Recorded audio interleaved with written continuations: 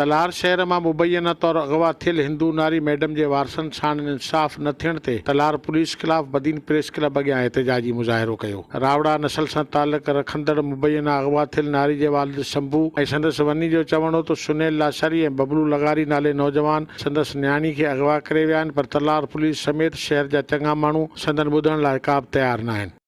असांजी ग़रीबी जी केरु तलार वारो पुलिस कोन था ॿुधनि। असांजी ग़रीबी जी इंसाफ़ करियो वञे।